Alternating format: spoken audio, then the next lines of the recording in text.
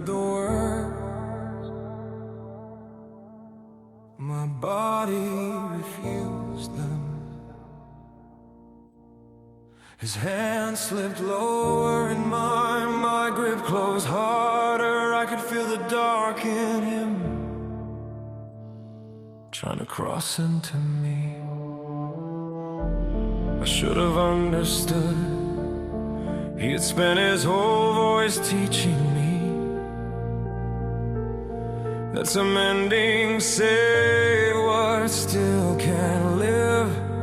But I only saw him leaving. No, the words tore out of me before thought, before choice, before anything in me could kneel to the shape of an ending. My chest opened like a wound, the white flame answered as if it had been waiting for me to give death an order. The light broke through my bones, it filled my arms, my wings, my throat, until the weight that had beaten me became something I could tear from the dark.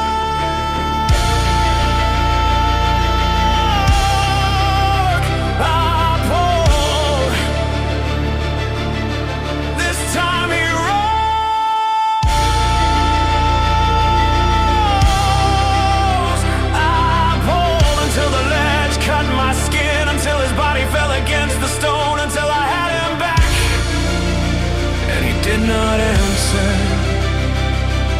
The white flame poured out of me. I did not stop it. Why would I stop it?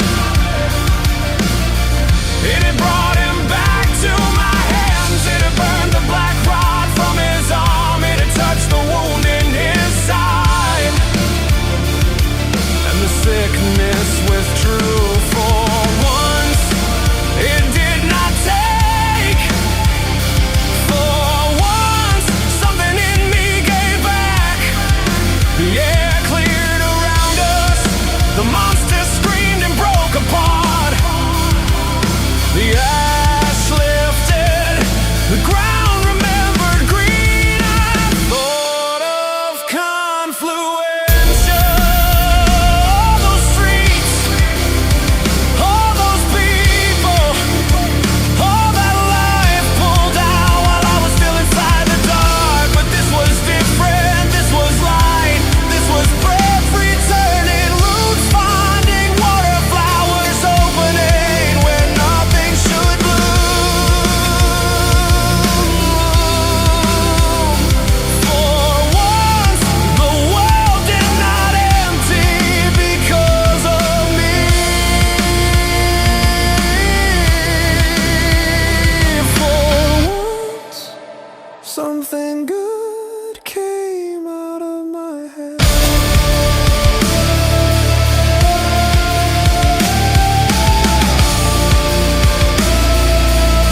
So I let it go.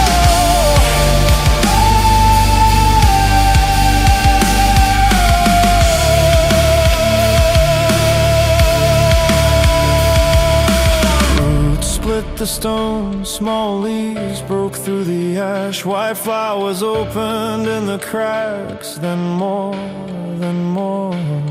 Trees rose where ruins had been, branches climbed through broken walls. The dead streets changed their faces under a life too fast to name. I watched it happen and called it healing. I watched it spread and did not see the hunger.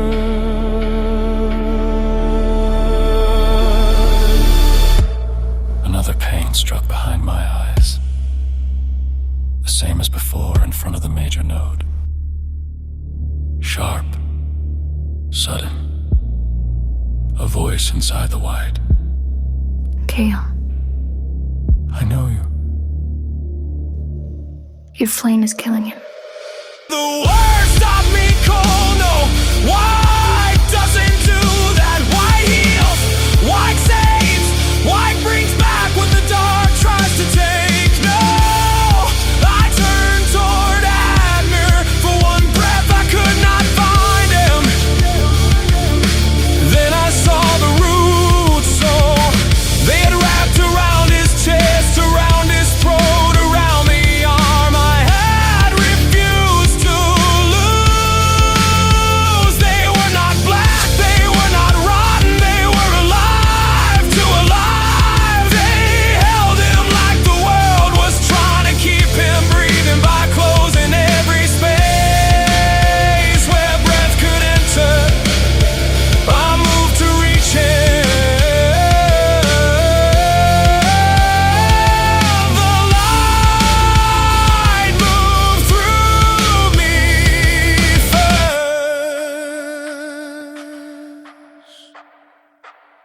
My own flame held me still.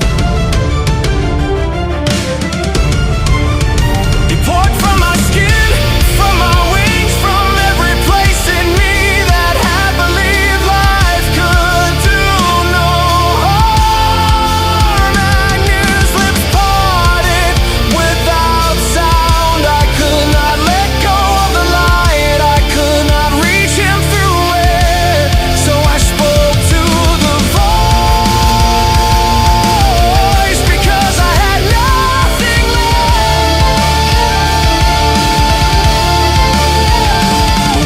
Was it you that confluenced you?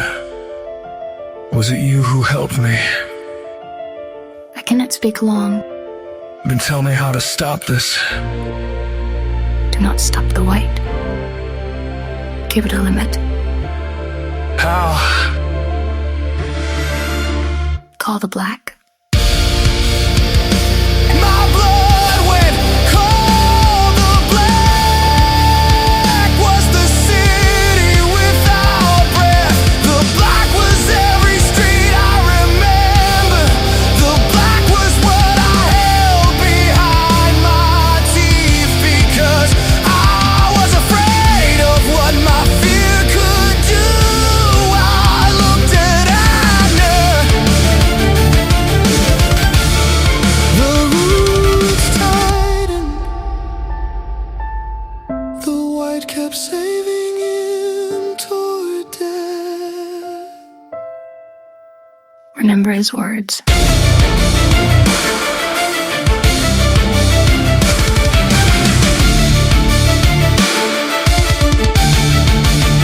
Abner's voice returned to me, not as farewell, but as the shape of a boundary. The night is not shame, the end is not always cruelty. A cut can spare the body when rot has learned to travel. I was shaking, I was terrified, but terror was not a command. I opened the place I had spent so long closing. Black answered under the white. I almost screamed. It wanted to take, it knew how. It knew the clean edge where a thing becomes finished. So I held it there. No father. Only the roots around this road. Only the growth that would not stop. Only the life that I'd forgotten. The living thing inside it. White held his breath in the world. Black cut the exits from the light. One flame kept him here. One flame ended what was killing him. The roots split. The pressure broke and near fell free. I caught him. This time I chose with both hands. The light was quieter now, and my body remembered its weakness. I dragged him back by inches until the ground stopped moving beneath us. He breathed. I left him where the stone was safe enough, where roots no longer reached his throat. Then I rose, my wings opened over Drake run, and the air carried me above the ruin below. The land had changed.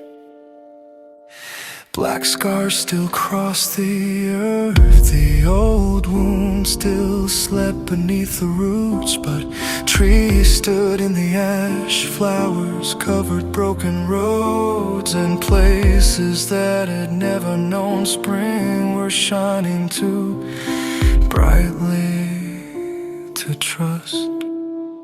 I had no save Drake run. I had not destroyed it. I looked down at what my mercy had done, and for the first time I understood.